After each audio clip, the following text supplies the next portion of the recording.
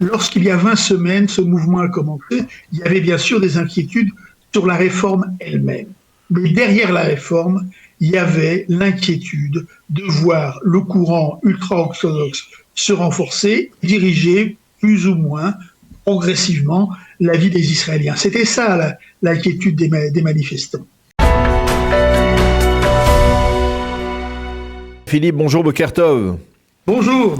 Merci d'être avec nous ce matin. Philippe, nous sommes à la veille d'une semaine, on va dire, qui peut être cruciale pour le gouvernement israélien. C'est un gouvernement qui doit voter avant la fin de la semaine le budget de l'État. Il aura encore une semaine après, parce que c'est la date limite, avant un risque de chute du gouvernement, c'est le 29 mai. Mais donc Benjamin Netanyahou a voulu prendre quelques marges pour se garantir qu'il n'y ait pas de problème de dernière minute. Est-ce que vous avez le sentiment, je vais vous poser la question de but en blanc, est-ce que vous avez le sentiment qu'au bout du compte, eh bien, ce budget, en dépit des exigences des différents partenaires de la coalition, sera voté ? Oui, je le crois, parce que bon, c'est un exercice assez classique. Comme le gouvernement est menacé de tomber si le budget n'est pas adopté, bien des parlementaires, des groupes parlementaires, des sous-groupes parlementaires, là c'est le cas, font un peu de chantage à leur voix, et pour obtenir des crédits supplémentaires pour leur clientèle. Ils emploient le terme clientèle à dessein parce qu'on est bien dans le clientélisme. Il s'agit notamment pour la fraction de l'ultra-orthodoxie ashkénaze, tradition chassidique, d'avoir plus d'argent pour ces écoles, pour ces élèves. C'est un peu moins le cas pour la fraction puissance juive Otzma Yehudit de Itamar Ben-Gvir, qui lui demande 2 milliards de shekels le ministère de la Galilée et du Negev. On est quand même bien dans ce type un petit peu de chantage politique, mais qui finalement, comme très souvent, aboutira quand même à un vote du budget. On vient d'apprendre d'ailleurs ce matin les négociations ont avancé entre le cabinet du Premier ministre et les représentants de la fraction Agudat Israël, donc la fraction chassidique de l'ultra-orthodoxie ashkénaze, qui devrait finir par voter le budget. Par contre, il y a un vrai blocage avec le parti d'Itamar Ben-Gvir, puisqu'il n'y a même pas de discussion. On sait d'ailleurs que les relations sont très difficiles entre le Premier ministre et Itamar Ben-Gvir, mais le sentiment général, c'est quand même que le budget finira par être voté, parce qu'aucun parti de la coalition n'a intérêt à retourner devant les électeurs pour l'instant. Alors ça c'est le bout la conclusion. Sur la voie de cette conclusion, on a quand même l'impression qu'il y a, vous parliez des tensions entre Itamar Ben-Gvir et Benjamin Netanyahou, il y a aussi des tensions entre Benjamin Netanyahou et Bezalel Smotrich. Lorsque donc ces partis revendiquent des budgets supplémentaires, eh bien le Premier ministre leur dit, c'est dans les journaux de ce matin, allez voir Bezalel Smotrich, le Likoud n'a pas le ministère des Finances. Finalement, est-ce que Benjamin Netanyahou lui-même ne s'est pas un peu embrouillé dans la présentation lorsqu'il a préparé son gouvernement? Est-ce qu'il n'aurait pas dû conserver un ministère aussi déterminant, important que le ministère des Finances?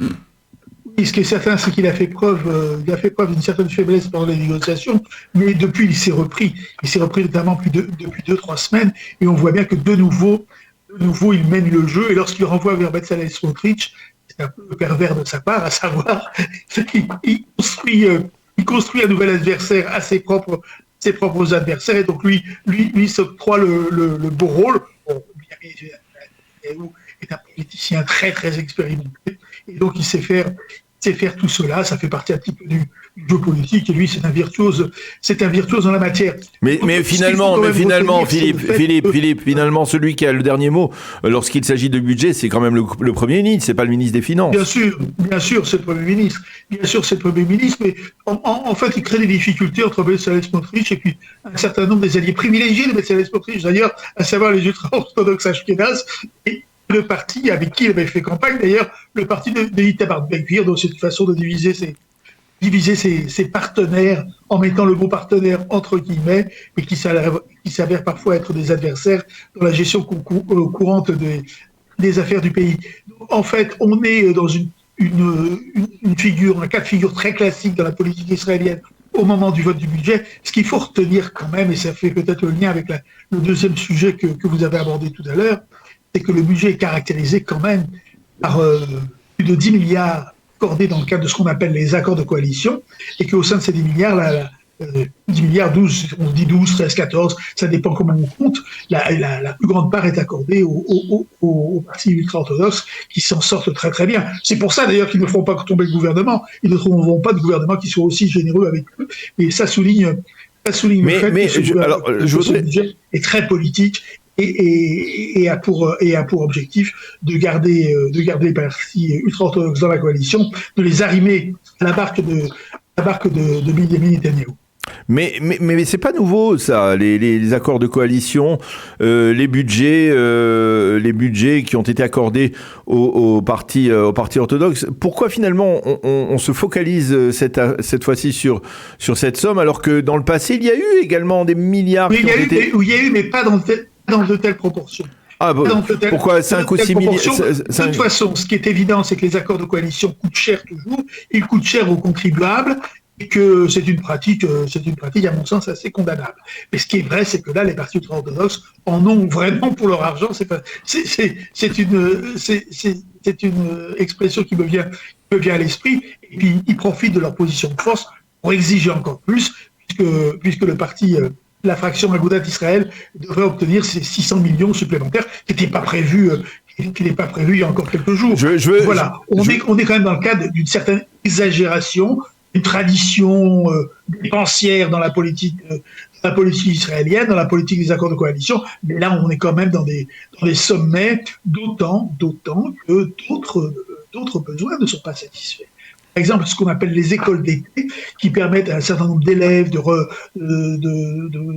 repasser leurs examens, en tout cas de réviser dans de bonnes conditions avec des professeurs, n'ont toujours pas de budget. Aujourd'hui, les universités sont en grève, ce que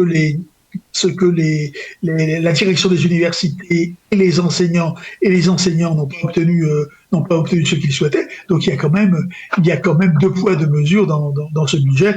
Ça explique d'ailleurs l'hostilité que ça déclenche. Alors, je voudrais essayer de comprendre un point, par exemple, pour mieux expliquer à nos auditeurs. Par exemple, lorsque l'on parle du budget de l'éducation nationale dans le secteur orthodoxe, est-ce que les sommes dont on parle, puisqu'on parle de 10 à 12 milliards de shekels, qui ne vont pas, il faut le préciser, dans leur intégralité au public orthodoxe, qui se repartagent aussi à, on va dire, moitié-moitié ou 2 tiers, 1 tiers pour le public orthodoxe et le reste pour le public sioniste religieux. Est-ce que les seuls budgets qui sont accordés pour l'éducation nationale, ce sont ces budgets dont on parle, ces milliards, on va dire ces 7 ou 8 milliards de shekels, ou alors il y a déjà, par exemple, dans le budget... il y a déjà, ça, ce sont des suppléments. Ça, ce sont des suppléments qui permettent, par exemple, les 600 millions que réclame aujourd'hui le Rabbi Goldford, ce sont des suppléments pour des bourses qu'il voudrait d'ailleurs voir rétroactives, à savoir accordées depuis le 1er janvier aux élèves de ces écoles, de ces yeshivot, qui, faut-il le souligner, n'apprennent pas les matières fondamentales. Les écoles en question, avec ces 600 millions de shekels, ce sont des élèves qui apprennent les matières fondamentales et qui donc auront plus que des difficultés pour s'insérer sur le marché de l'emploi. Donc on est quand même dans un cas très limite de négociation politique. Alors, je voudrais avoir votre appréciation sur, on va dire, les manifestations, tout simplement les manifestations d'hier. Je le disais, on a l'impression que les opposants à la réforme judiciaire ont d'une certaine manière abandonné l'étendard de la réforme judiciaire en partant du principe que finalement elle va être plus ou moins gelée et qu'aujourd'hui on se focalise autour du budget sur les orthodoxes et même de la non-participation des orthodoxes à certains aspects de la vie en Israël, la vie sociétale en Israël, comme l'armée, etc. Est-ce que finalement, à force de multiplier les étendards, eh bien cette protestation, elle va s'effriter d'une certaine manière, elle va s'évaporer? Je ne sais pas si elle va s'évaporer. Ce qu'il y a, c'est qu'elle est en train de s'affirmer dans ses convictions. En fait, lorsqu'il y a 20 semaines, ce mouvement a commencé, il y avait bien sûr des inquiétudes sur la réforme elle-même. Mais derrière la réforme, il y avait l'inquiétude de voir le courant ultra-orthodoxe se renforcer, diriger plus ou moins progressivement la vie des Israéliens. C'était ça l'inquiétude des manifestants. Et vous l'avez souligné, la réforme, on peut dire qu'elle est quasiment morte aujourd'hui. Moi, je suis absolument persuadé qu'il y aura peut-être une mini-réforme, une réforme à minima sur quelques points techniques qui apparemment feraient l'objet d'un accord dans les négociations à l'heure actuelle qui se tiennent sous l'égide du président de l'État. Mais les grands points de la réforme, savoir la commission de nomination des juges et la fin du contrôle de constitutionnalité, il n'y aura pas d'accord là-dessus et donc il n'y aura pas normalement de législation là-dessus. Donc on peut dire que les manifestants, d'un certain point de vue, ont gagné. Ils ont ce sentiment qu'ils ont réussi à mobiliser. Et c'est vrai qu'au bout de 20 semaines, avoir quand même encore 150 000 manifestants, c'est quand même pas mal. Et finalement, aujourd'hui, ils veulent s'exprimer sur leurs véritables inquiétudes. Et on voit, c'est toujours comme ça dans les mouvements politiques et sociaux. Ce qui est affiché, c'est pas un calcul, hein. Il y a ce qui est affiché, il y avait des vraies inquiétudes sur la réforme, mais derrière, il y a d'autres inquiétudes, peut-être encore plus profondes, sur une évolution de la société israélienne qui ne plaît pas à une moitié de la société israélienne. Et donc, quelque part, on a un peu ce sentiment que, c'est-à-dire, vous pensez que finalement, cette réforme, ces manifestations, elles ne vont pas cesser, elles vont nous accompagner de semaine en semaine ? Apparemment, elles ne devraient pas cesser, elles cesseront bien un jour, mais elles sont bien parties pour durer, à mon avis, jusqu'à l'été, parce qu'il y a d'autres motifs d'inquiétude. Alors peut-être que les dirigeants de ce mouvement, si jamais la réforme est vraiment retirée officiellement, diront voilà, nous avons gagné, nous arrêtons, mais pour l'instant, ça n'est pas le cas. Et sans doute que la réforme ne sera retirée officiellement, pas comme très souvent d'ailleurs dans la vie parlementaire israélienne, des tentatives de faire une loi qui reprendrait partiellement, puis après on dira ben non, on va faire l'ensemble de la réforme, etc. Donc ça va alimenter la protestation, ça va alimenter les manifestations. Mais je crois que ce qui est important de noter, c'est que ces manifestations, elles traduisent une vraie crise de la société israélienne. Il y a deux sociétés israéliennes. Une qui était favorable à la réforme, mais qui en fait est plutôt favorable à un maintien d'un certain nombre de traditions en les accentuant, et puis une autre qui ne veut pas se voir ainsi ligoté, si je veux caricaturer, parce que là je caricature forcément, et on a derrière cela en fait deux conceptions du sionisme, une conception traditionnelle, religieuse, certains diraient messianique, une conception beaucoup plus politique, beaucoup plus nationale, et puis on a même derrière cela une conception de la judéité. Donc ce qu'il faut retenir quand même de ce cycle de manifestation, c'est qu'on a une vraie crise de la société israélienne, et c'est pas en mettant le projet de loi ou en le retirant qu'on réglera cela. Ça mériterait une véritable réflexion sur l'évolution de cette société et sur la manière dont elle fonctionne.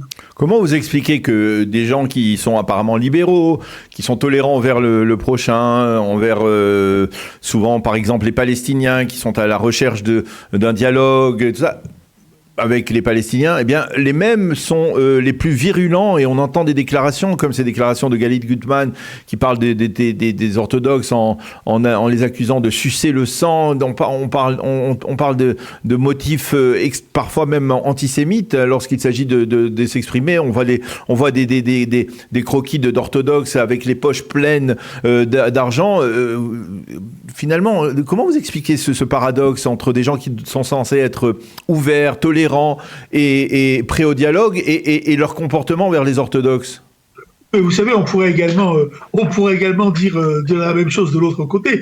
Il y a eu des manifestations, par exemple, de violence dans la nouvelle ville de Harish entre des ultra-orthodoxes qui ont agressé une femme qui, à leur sens, ne respectait pas sérieusement le Shabbat. Donc il y a forcément des expressions extrémistes. Non, mais là, ce sont des gens qui sont condamnables, bien évidemment. Mais ce qu'il faut noter, c'est que si ça se reproduit de plus en plus actuellement, c'est qu'on est bien dans le cas de cette crise, qui est une véritable crise projectionniste, une véritable crise du projet national, et que cela conduit à des débordements, cela conduit à des modes d'expression tout à fait condamnables. Moi, je suis le premier à les condamner, mais il faudrait bien un jour peut-être s'interroger sur l'avenir de la société.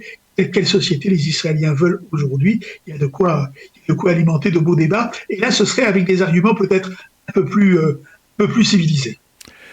Eh bien, Philippe Elia, merci beaucoup pour nous avoir donné donc cette analyse sur ce qui va se passer cette semaine sur le plan politique et on va dire économique, puisque c'est lié au budget de l'État. Merci de nous avoir donné votre appréciation ce matin. Bonne journée et bonne semaine. Bonne journée à vous. Shavua tov, à bientôt. Shavua tov, Chodesh tov.